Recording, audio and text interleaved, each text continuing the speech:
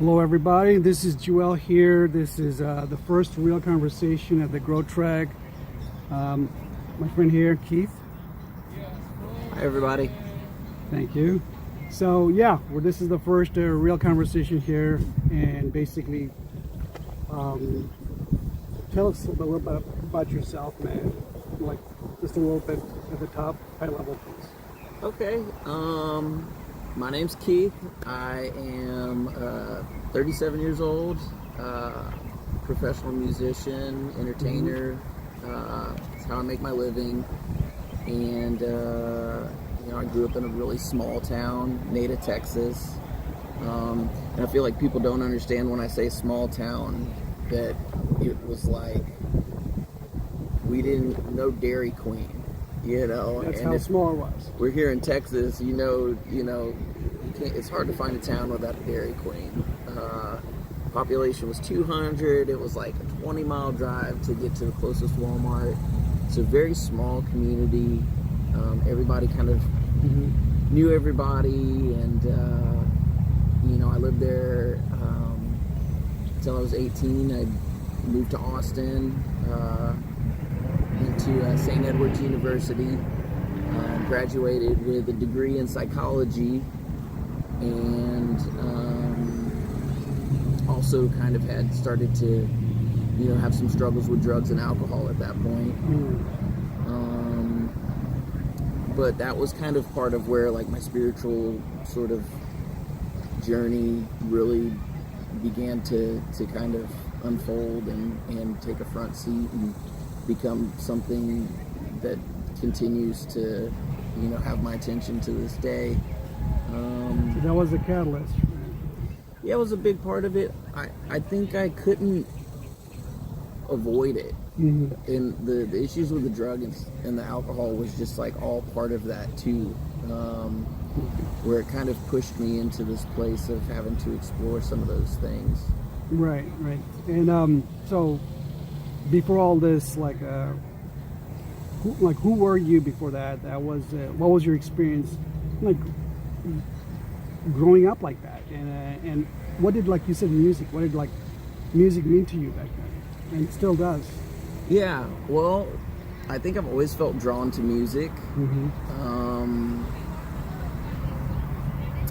My mom kind of had the country thing, and my dad had the rock and roll thing, and I think I got a good dose of both of those. And by the time I was old enough to kind of develop my own music taste, I remember they had the $5 bin at Walmart where they had $5 CDs. You remember CDs? Right, the big box. Right. Yeah. The $5, $3 too. Some of them. Right. Yeah, and so every chance I got, I'd go get something out of the $5 bin, and I would just listen to it, and it was like a good way to just get out of my own head and just be exposed to something that otherwise I wouldn't have. And I think a lot of these artists that I was listening to, they had perspectives that I didn't have access to in my little small town.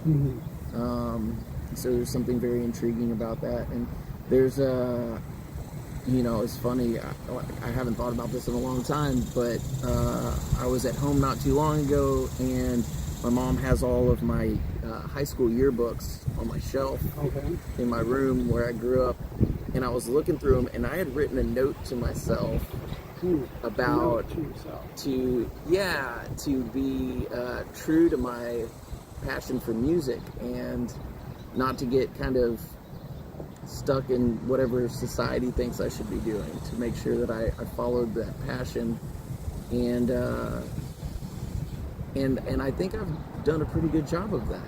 So you're marching to your own drum beat, not what societal standard, but like scripted, pre-scripted stuff, right? Yeah, and just being true to that sort of vision that I had as a kid, where it's like, it doesn't have to be a certain way. You can make your own way in life. And I think I had this fear of kind of being lost in a world of suit and tie and desk and 9 to 5.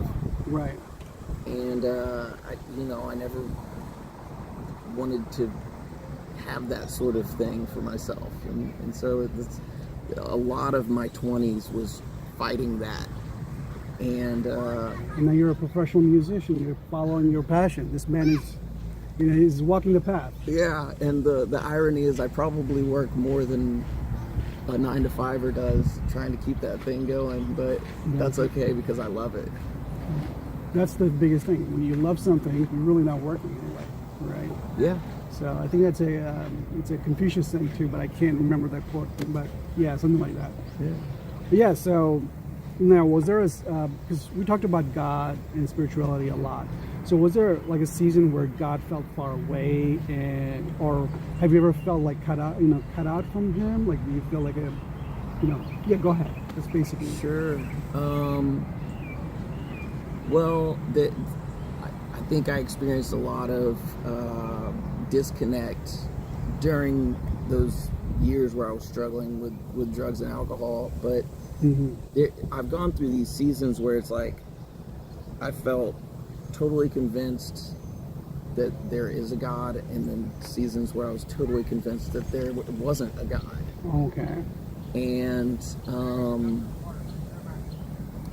a few years ago, I made a conscious effort to try to practice atheism, where I was like, I'm gonna try to exist off of spiritual principles instead of bowing down to some sort of higher power.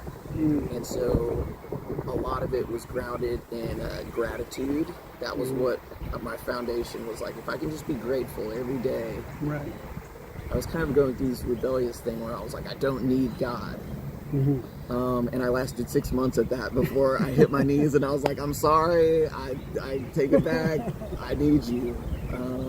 That's a very interesting angle where you're like practicing atheism with gratitude. I don't know, I just find it a little paradoxical because it's beautiful, and paradoxical because when you're giving gratitude to the universe. If you don't want to call it God, whatever you want to call it, right?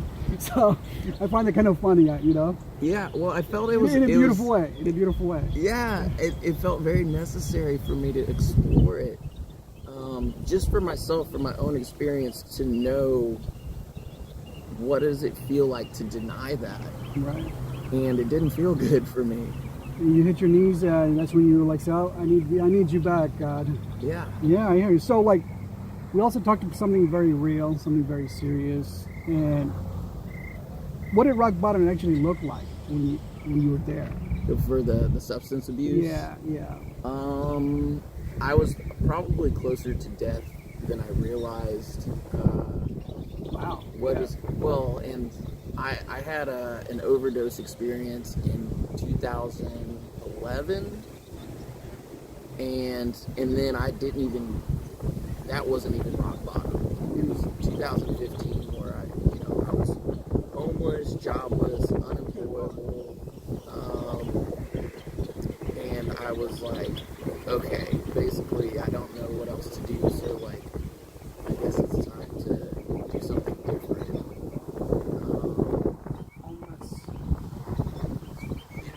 And like that story, I feel like we have time to tell it. Go for it. I was living in this house. I was 26, 25, and I was living in this house with a bunch of college kids, and we were just partying all the time, and I really didn't have any business being there. And I was working as a bartender, and I was also working in this corporate warehouse, and I wasn't taking care of myself at all. So I was using prescription drugs, street drugs, alcohol, all of that stuff just to function, and it just kind of spiraled down. I was kind of falling apart, and I wasn't necessarily being true to that thing that I had promised myself as a kid, that have a passion for what I'm doing.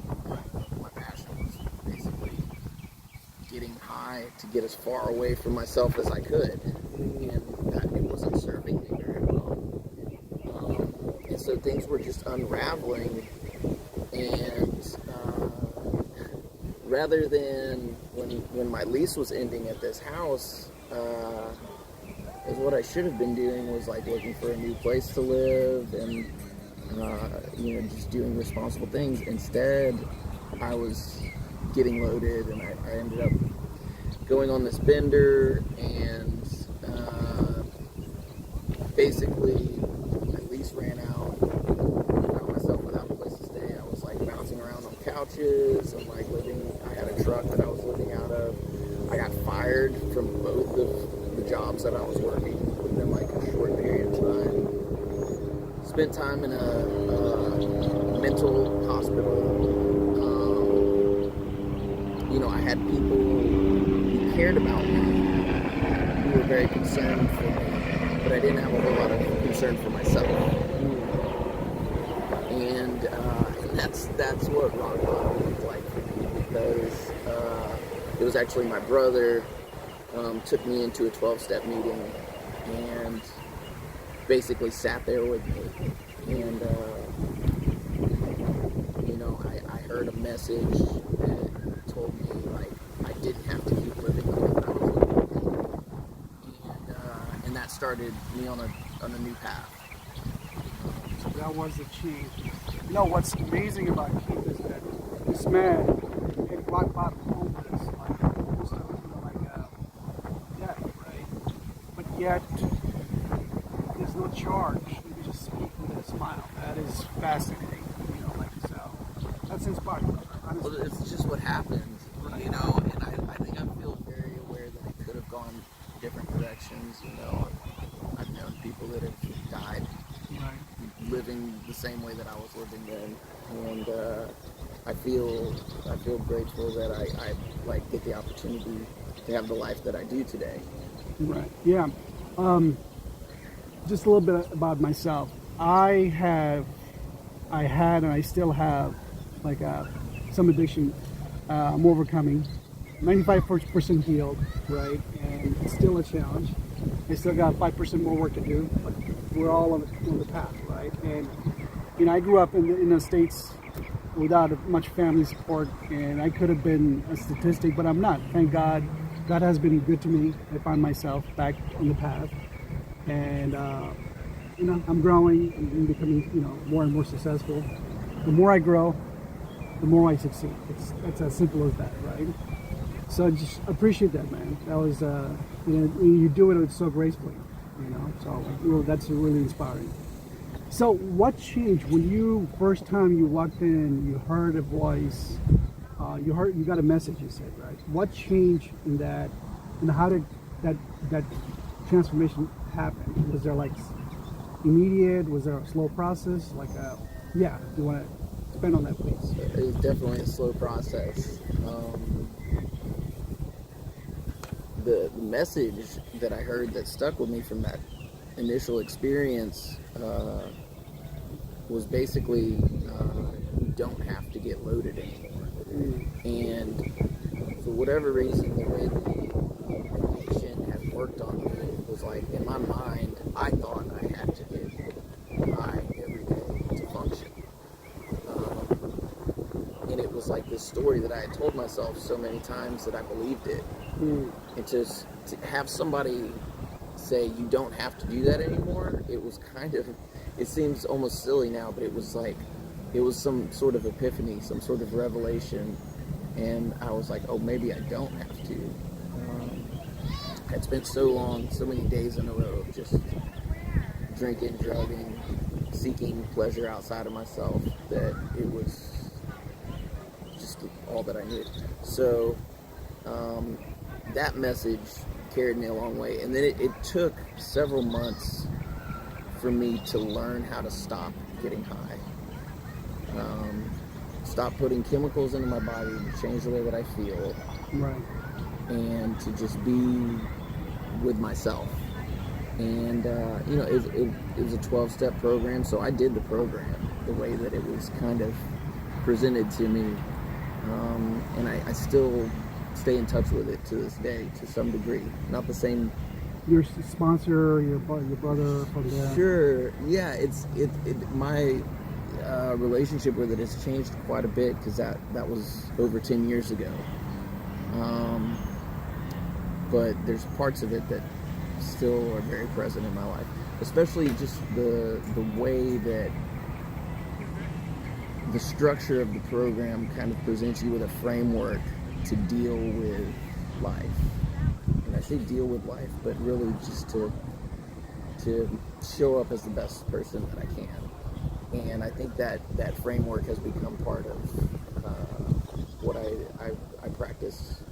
So it's a 10 years journey, and you have it like a blueprint, a map that you've been following, and every day you're getting better and better.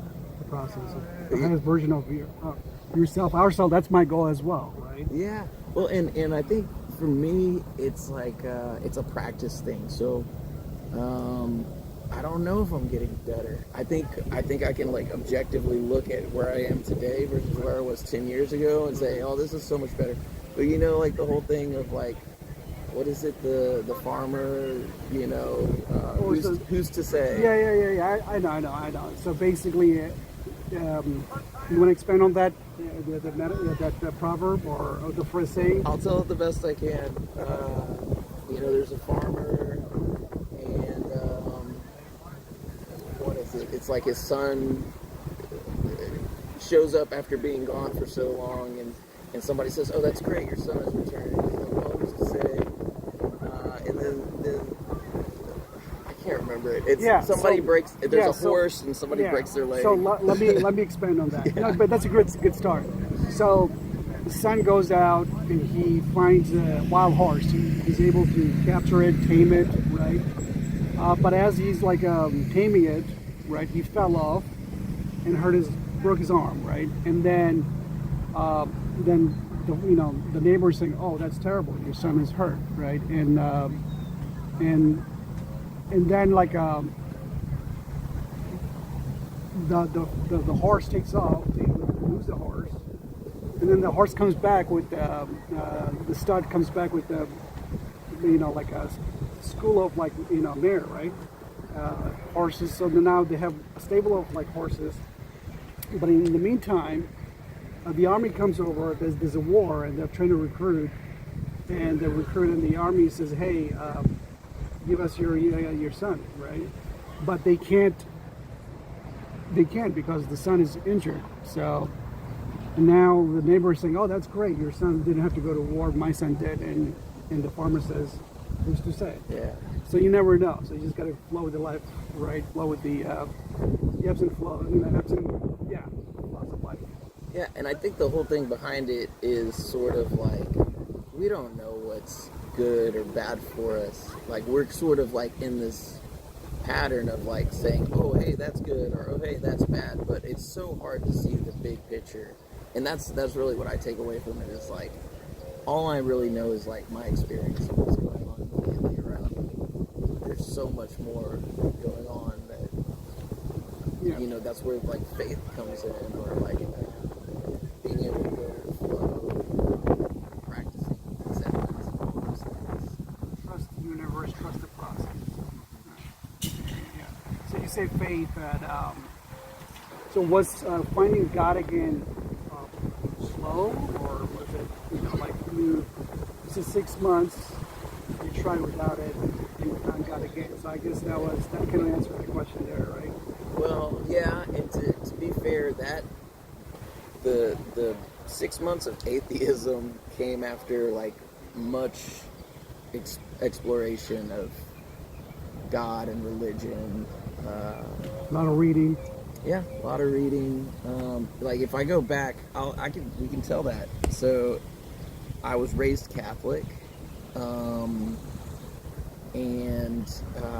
there was parts of it that didn't make sense to me, and I couldn't find explanations that satisfied. Why do we do this? Why do we believe that? Right. Nobody could answer those things for me. So I think instead of exploring on my own, I started to reject it.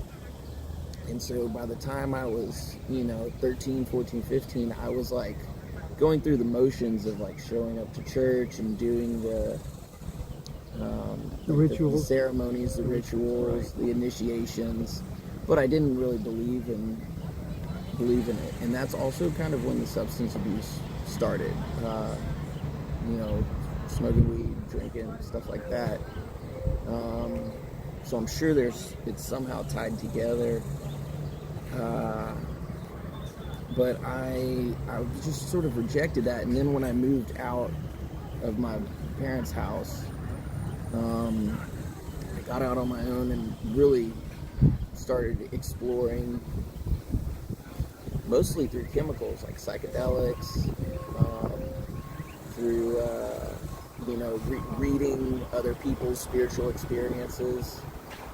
Started thinking about what God meant to other people. You know, Huxley was one. There was a perception. Huxley. Around that same time, we talked about Ram Dass, Be Here Now book, and a lot of stuff just based in like psychedelic culture.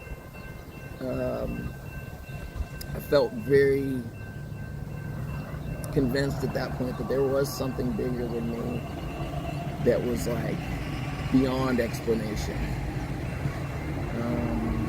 Slowly coming together, synchronicity. It was sort of like a peek behind the curtain. You know, the Wizard of Oz, when you see the guys pulling the levers at the end. It was a peek behind the curtain with no, like, nothing I could grip onto to hold on to. You know, it was just like, it was, a lot of it was based in that, you know, taking that chemical and having that experience, and then you come back to reality and or whatever, you come down from the high and you go, what was that? It must be something, but I don't know. And so I felt very convinced at that point there was something bigger than me, but then I continued to go down that like destructive path that eventually hit that rock bottom. And at that point, I felt very disconnected from any sort of God and almost resentful. If there is a God, how could he let this happen to me? Yeah, that's a question I think we all ask sometimes. Sure. Well, and if you start to unpack it, it's a very self-centered question. I'm blaming God for Welcome things to the human family that I've done to myself. Yeah, I did it all to myself. So I'm sorry, I'm hitting the microphone. That's all right. But you know, I want to accept the credit when it goes well, but when it goes wrong, I want to blame somebody. If there's nobody else, I can blame God. Yeah, we tend to. Well, like I said, welcome to the human family. You're not alone, brother. I'm guilty of that. Yay! I'm guilty of that, but that's why we're here, right? To do the work, right? Yeah, we're all here. That's the deal, and we're all just kind of trying to figure it out. And then that's that. Just to continue on with that sort of trajectory, right? So I hit that rock bottom, and then the 12-step program helped me reestablish a connection and take responsibility, right? Instead of blaming God, flip it back around on myself and say, what? Responsibility. Yeah. That's number one, man. Yeah, totally. Awesome. You know, you found God through AA, experimentation, questioning, right? Even being bitter. I'm one of those people, right? So you're not alone here. So I found God through questioning, going through the process. And also, you know, what really helped me was like Eastern philosophy, self-realization fellowship, SRF, Yogananda, and meditation, right? So different path, you know, like yet here we are, right? And we're on the same, like basically same, very, very similar journey, similar track, you know. That said, earlier today, as we were hanging out, I saw a cool tattoo you had, right? And it's a tree right on his rib cage, you know. Should we show it? Yeah, go for it, man. Yeah, look at that. And that's a cool tree. Yeah, so you were saying something, then I said, and then you said, nope, I'm going to save it for, you know, the conversation here. So if you want to share with the audience, go for it. Well, so I guess I was about 15 years old. Me and my best friend in high school, we were camping, and there was a flood miles and miles upstream from where we were camping. So, long story less long, the water rose really fast in the middle of the night, and we were camping in this camper, and all of a sudden the camper starts filling with water. And it like lifted up and like floated a little bit, and we're waking up going, what's going on? So you're waking up floating around? Yeah, basically. Wow. And like levitating sleep, and all of a sudden, like, whoa, so I'm not really having out of body experience, I'm just floating. Yeah, it was very surreal in the moment. And the camper wedges up against this tree, and the water's like, we're starting to understand what's happening, that there's a flood, like just lots of water. So we climb out of the window of the RV into the tree, and around like within a minute or two, the whole thing, the RV floated down the river, and it was just us left in the tree. And we stayed there all night. In the morning, there was when the sun came up, there was a helicopter flying over looking for people, because this was 2004. I mean, it was a well-documented flood. They saw us in the tree. They sent a boat to come get us. And, so I got the tree to kind of remind myself, like, I could have died. I very much felt like there was a reason for me to still be here. And that's a good way to remind myself. And also just the connection with nature, that you spend the night in a tree, you learn something about yourself. That's fascinating. I'm glad you saved the details for this conversation. Yeah. I'm just like just visualizing everything you said. So here's a question.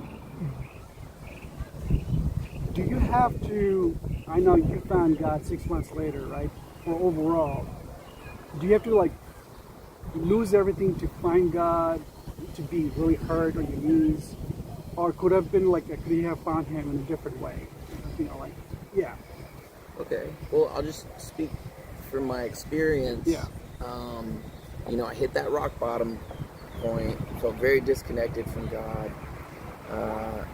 Had my brother take me into the 12-step rooms, and I found something to grab onto there. And part of what that program offers is like a God of your own understanding. So instead of that Catholic version of God that I had grown up with, it was, hey, now it's your turn to develop your own understanding of God. That's what was communicated to me. So it's changed so much, but initially it was just getting clean and like seeing the world through a lens that was not clouded by drugs and alcohol. And there was very much a sense of like, well, God is in nature. And I held on to that. I still hold on to that. That's something that, we're sitting here breathing. And like the trees are breathing what we're breathing out, and we're breathing in what the trees are breathing out, and so we're connected, and that's union, that's yoga, right? And so there was elements of that from almost intuitively from the very beginning of that sort of rebirth of getting into recovery. And then from there, I felt very drawn to like Eastern, like Buddhism, Hinduism. Buddhism was first. I spent several years reading Thich Nhat Hanh, The Heart of the Buddhist Teaching. I read that book so many times until I felt like I understood it.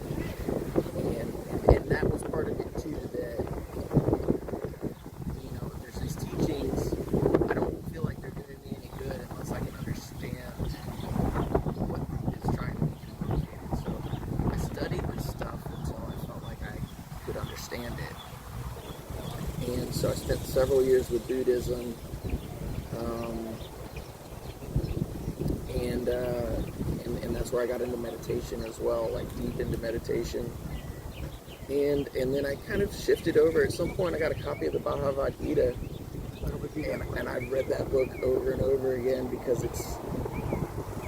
I peel back the layers, and there's just more and more every time.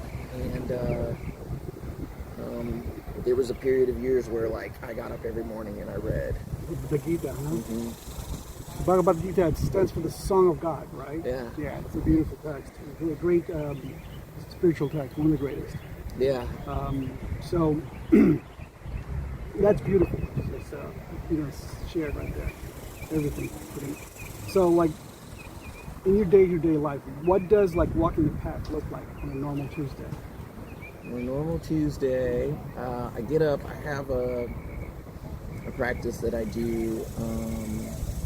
I was initiated into through Isha, which is Sadhguru's organization. Right. It's called Shambhavi Mahamudra Kriya. Mm-hmm. So involved in that is like some like hatha yoga asanas to like prepare the body, and then some breath work and some like Om chanting, and then it's like some like the bandhas, the locks to. I guess it's more breath work. And my understanding is that it helps to create a little bit of space between me and how I see myself and my body and in the world, right? So in yoga, there's this idea that like I'm not the body, I'm not even the mind.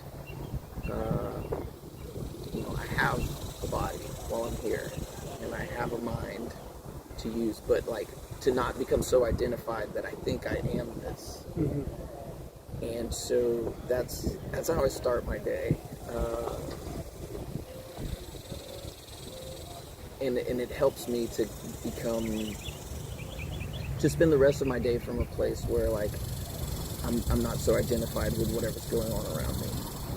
You're not identified. You are also more centered, more calm. You think, shit hits the fan, things aren't going your way. Yeah. Well, and what I've learned from this practice is that like ultimately I'm in charge of my state of being. If I'm getting upset, traffic is a great example. If I'm letting somebody who's driving like a jerk upset me, it's still me at fault. I'm letting somebody else upset me, and I don't have to do that. That protecting that peace, serenity, blissfulness, approaching life in a way that like I'm enthusiastic about it. All that's up to me to maintain. And if I start giving other people the power over that, then like I'm gonna be in trouble real quick, because there's lots of moving parts going on throughout the day that I'm not necessarily in control of, but I am in control of how I present myself to the world. Well said.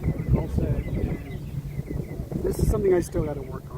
I still get busy on traffic. I need to do more meditations, right? That's why I'm, at SRF, right? So I'm still early in my journey, on my trek.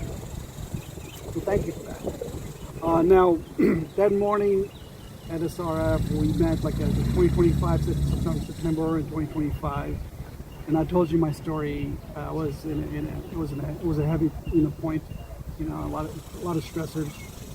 So what did you hear and what connected? When we met? Yeah. At SRF? Well, I'll say this about, because, part of that whole journey of exploration, the God of my understanding, led me to autobiography. And that book had a huge effect on me. And so naturally, that was kind of how I found SRF. And then I started just kind of sporadically going to the meditation sessions and found out that like SRF meditators they're for real. I haven't found another organization that can sit there like people at SRF, and it's an For incredible hours. 4 hours. It's incredible. My favorite is the Thursday because Thursday night, 2 hours is like a long time, but I think Saturdays is like 5 hours. that's a which long session. I've never been able to do the whole 5 hours, but I can sit for 2 hours and with the techniques that we do before to prepare the body. And man, that 2 hours goes by, and I feel so good afterwards. Yeah. And then that's the thing too. When we met, after there's something about the way that the meditation just clears for me. It clears out all of the BS. Whatever's going on up here, if I can practice being in a meditative space, it allows me to let go of it. And so I'm sure when we met, I was just completely blissed out and just Yeah, like, chill. He was super oh chill. man, I love it. And like, I'm like, well, here's this beautiful human who, also for whatever reason has been called to be at this place and is sharing his story with me. And there's like a deep appreciation for that, because there is like the fellowship, the idea that we're walking a path together.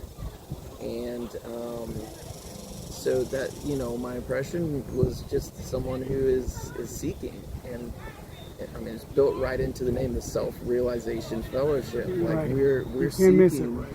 yeah, we're seeking this realization of the self. So, in my mind, it's like, what do we have? Do we have this in common? But also, what is it? Maybe I have a piece that you're looking for, and you have a piece that I'm looking for, and we can put it together and share that sort of bonding. 100%. Like when I started talking to Keith, I realized, wow, like me growing up in Bangladesh in the old country, I came coming here at age 11, and then he's a Texan here, born and raised, right? But yet we have very similar, similar path to finding God and spirituality, right? Asking a lot of questions, and we're like into Stoicism. We're talking about similar books in the Gita and such. Yeah, this has been really awesome. I appreciate that. Hey, I have one more question for you, brother. Okay. So, for the man listening who feels like far from God, right? What is one thing they can do today to reconnect, to find God?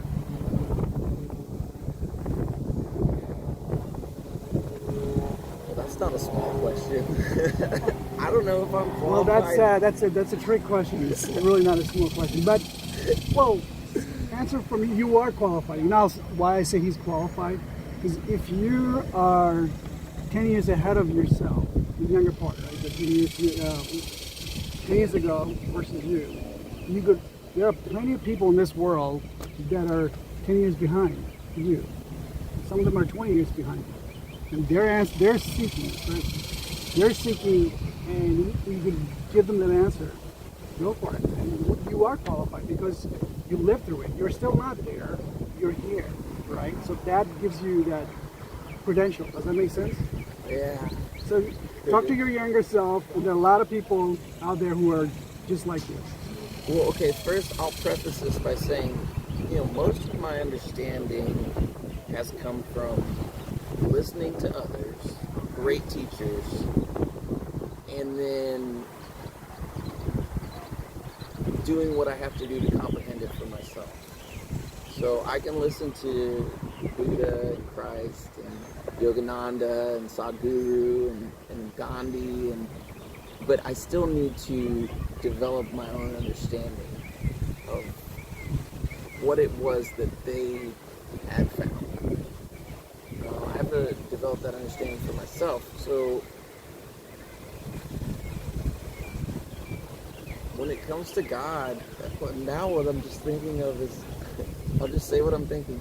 Just say it. Just let it flow, brother. John Lennon had this, I think it was from a solo record after the Beatles, where he's like, God is a concept, right?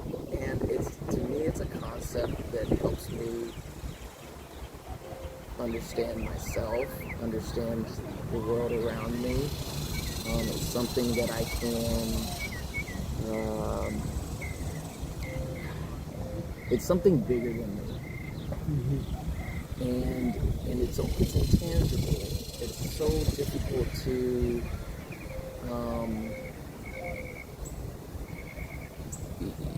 if I try to conceptualize it, it almost loses that magic, the magic power. and the mystery. So to answer your question, like it's so hard to put it into a box and say, here's what I think God is. But to answer the question, For the average, the 10 years younger than you, younger version of yourself, to help him or her out. You want to help those people out there. I would say get to know yourself. You Because listen to the man there, the man who's walking the path. the answers were in here, and